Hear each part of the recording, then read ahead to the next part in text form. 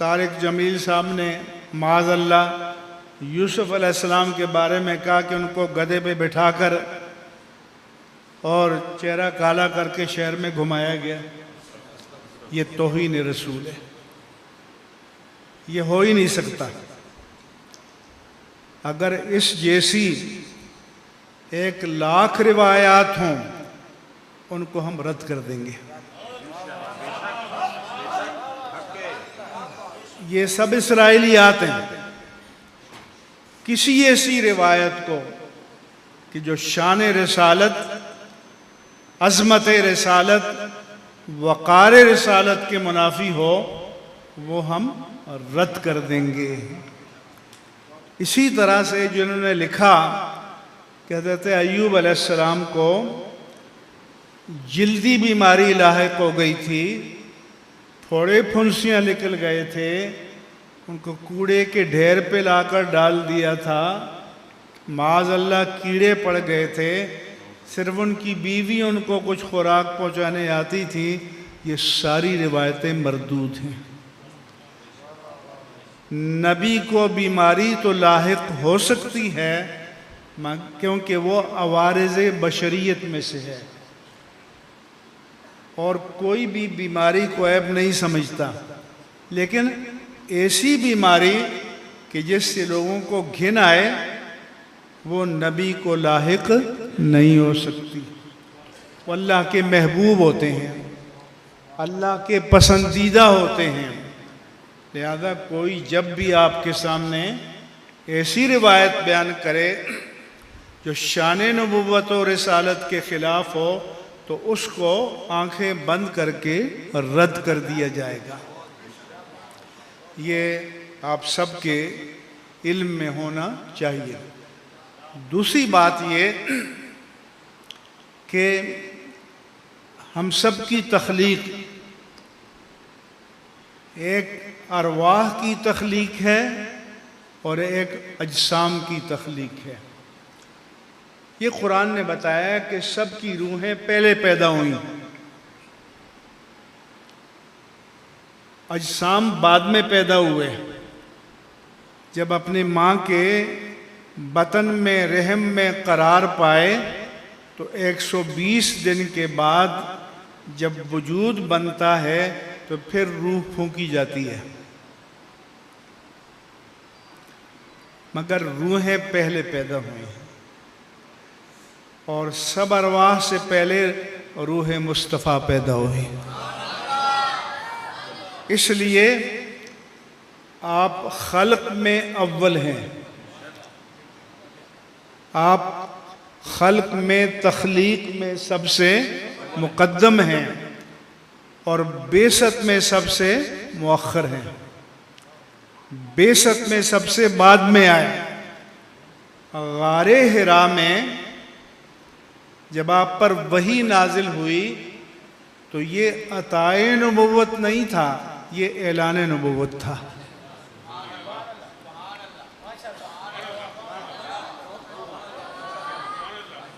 اعلان نبوت کے معنی ہیں declaration of the prophethood, کہ آپ کی نبوت کا اعلان ہو گیا.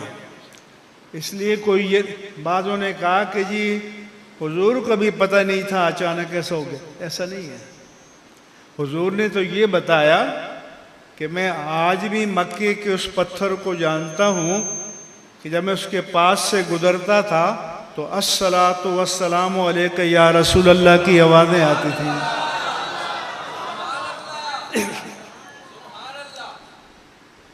اس لیے خلق میں آپ سب سے مقدم اور بعثت میں آپ سب سے مؤخر.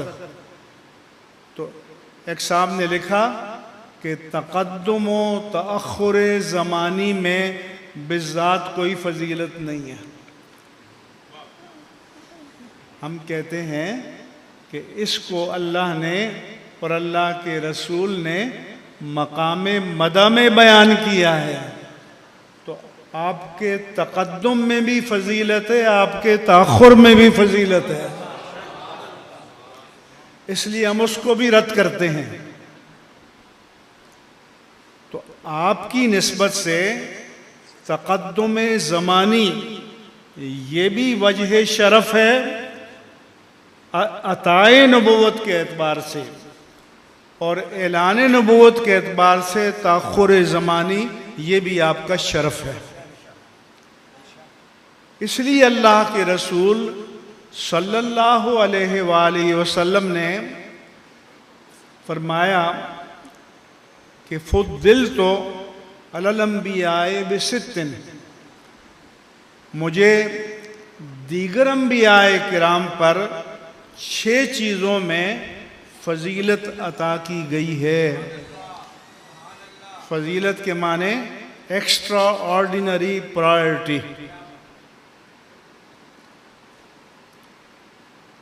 اگرچہ ہمارے علماء نے لکھا کہ آپ کے خصائص بے حد و بے حساب ہیں، یہ 6 پر محصور نہیں ہیں، لیکن ان 6 کو حضور نے صراحت کے ساتھ حدیث پاک میں بیان کیا۔ پہلے فرمایا کہ اوتی تو جوامع الکلم، مجھے جوامع الکلم یعنی جامع کلمہ کہنے کا معجزہ عطا کیا گیا ہے۔ جامع کلمے سے کیا مراد ہے؟ کہ ایک جملے میں معنی کے سمندر کو سمو دیا جائے، ایک جملے میں معنی کے سمندر کو سمو دیا جائے، یہ میرے آقا کا معجزہ ہے۔ اور محدثین کرام نے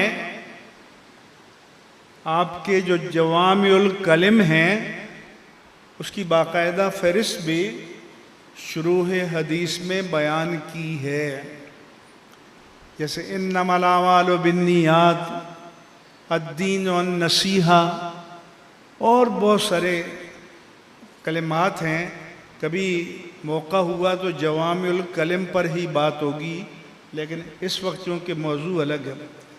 دوسرا فرمایا کہ نصرت بالرعب مسیرۃ الشہر، اللہ تعالیٰ نے میری ذات میں، پرسنالٹی میں، وجاہت میں ایسا رعب، ایسا دبدبہ، ایسی شوکت، ایسی شان رکھی ہے کہ 1 مہینے کے فاصلے سے کسی کی نظر پڑ جائے تو وہ مغروب ہو جاتا ہے۔ حضرت عمر بن عاص بیان کرتے ہیں، میرے اندر قبول اسلام کی تحریک پیدا ہوئی، میں حضور کے پاس آیا، میں نے عرض کی ابسط یدک لأبایک، اے آقا ہاتھ بڑھائیے تاکہ میں آپ کے ہاتھ پر بیعت کر لوں۔ فبسط یدہ، حضور نے ہاتھ بڑھا دیا۔ فقبض یدہ، عمر بن عاص نے ہاتھ پیچھے کھینچ لیا۔ حضور نے فرمایا کہ بھئی تم نے خود کہا تھا کہ ہاتھ بڑھائیں تاکہ بیعت کروں، پھر تم نے ہاتھ کھینچ لیا۔ انہوں نے کہا اشترط، میں ایسی بیعت نہیں کروں گا، شرط لگا کر کروں گا۔ تو عام قاعدہ یہ ہے، جو دیتا ہے وہ شرطیں لگاتا ہے، اور شان مصطفیٰ یہ ہے کہ جو لیتا ہے وہ شرطیں لگاتا ہے۔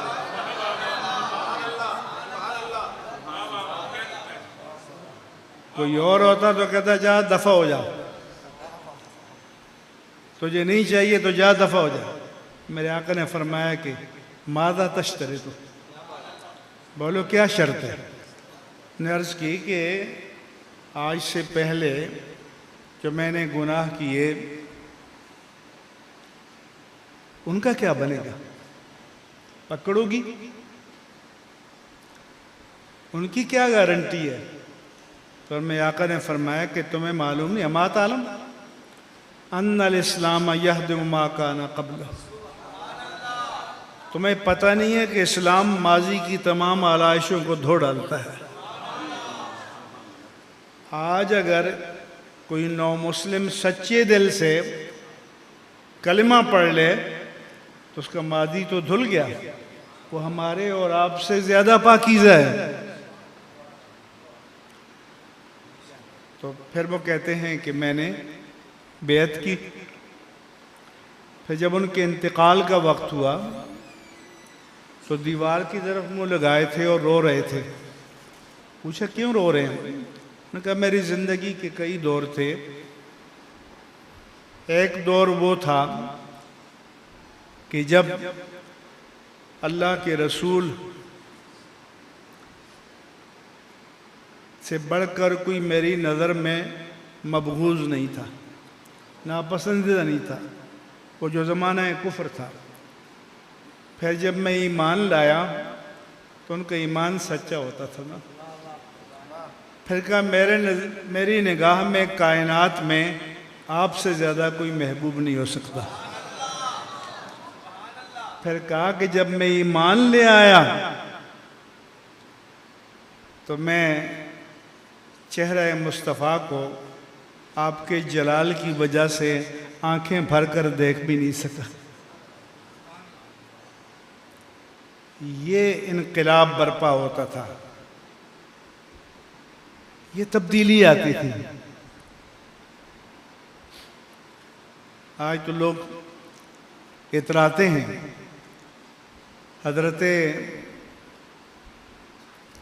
ابو موسیٰ اشعری کے صاحبزادے کہتے ہیں کہ فاروق اعظم رضی اللہ عنہ کے صاحبزادے حضرت عبداللہ بن عمر نے مجھ سے کہا کہ تمہیں معلوم ہے کہ میرے باپ نے تمہارے باپ سے کیا کہا تھا؟ انہوں نے کہا مجھے نہیں معلوم۔ انہوں نے کہا میرے باپ نے یعنی فاروق اعظم نے کہ ان جیسا پھر تاریخ کو نصیب نہیں ہوا کوئی۔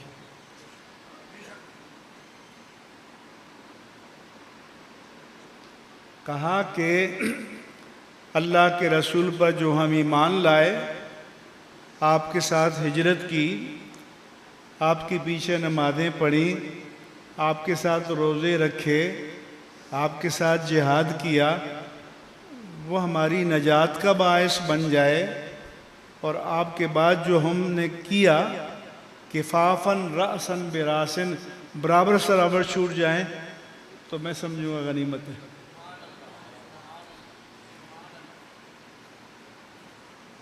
اس لیے کہتے ہیں نا کلیمان و بین الخوف والرجاء، ایمان خوف اور امید کی درمیانی کیفیت کا نام ہے۔ تو کہتے ہیں کہ ابو موسیٰ اشعری نے میرے والد سے کہا کہ امیر المومنین آپ عجیب بات کرتے ہیں، حضور کے بعد ہم نے جہاد کیا، ملکوں کے ملک فتح کیے، ہزاروں لاکھوں ہمارے ہاتھوں پر اسلام قبول کیا، ہم تو اس پر بھی اجر کی امید رکھتے ہیں۔ کہتے ہیں میرے باپ نے کہا ابو موسیٰ میں تو کہتا ہوں برابر چھوٹ جاؤں تب بھی کافی ہے۔ اور یہ کون کہہ رہا ہے؟ حضرت فاروق اعظم کہ جن کے عہد مبارک میں اسلام دنیا کی سپر پاور بنا، جن کے عہد مبارک میں پرشین امپائر اور رومن امپائر آپ کے قدموں میں ڈھیر ہو گئی۔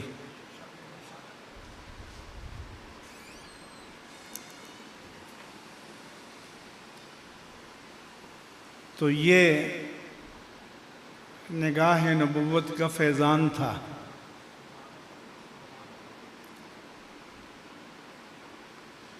اپنے عہد خلافت میں آپ حج کرنے آئے، مکے کی پہاڑیوں میں چلے گئے جہاں ان کا بچپن، لڑکپن، جوانی گزری تھی۔ کسی نے دیکھا کہ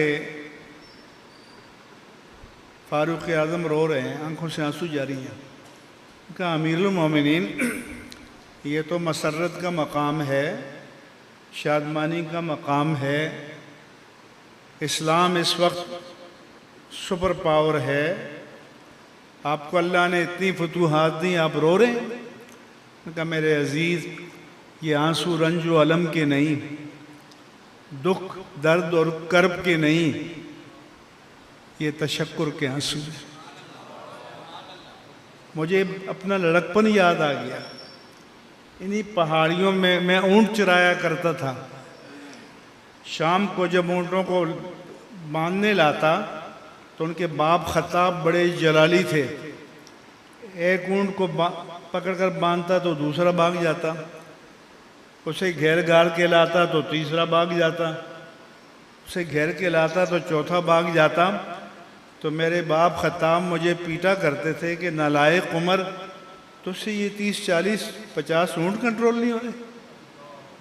تو کہا کہ میں نے دیکھو، ایک خطاب کا بیٹا عمر تھا جو 30 40 50 اونٹوں کو کنٹرول نہیں کر سکتا تھا، ایک غلام مصطفیٰ عمر ہے جو 26 لاکھ مربع میل کو کنٹرول کر رہا ہے۔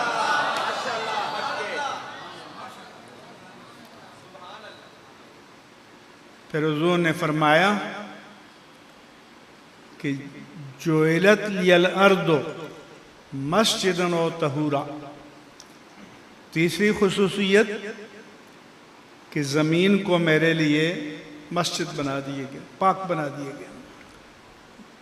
پچھلی امتیں اپنے معبد میں، عبادت گاہ میں، کنیسہ میں، بیع میں، صومعہ میں، گرجے میں، ٹیمپل میں، چرچ میں عبادت کرنے کی پابند تھیں، مگر امت مصطفیٰ کے لیے چلتے چلتے جہاں نماز کا وقت آئے، اگر زمین خشک ہے اور کوئی نظر آنے والی نجاست نہیں ہے تو وہ پاک ہے، وہاں زمین پہ کھڑے ہو کر قبلہ رو کر نماز پڑھ لو، کہ میری امت کے لیے پوری زمین کو پاک بنا دیا گیا۔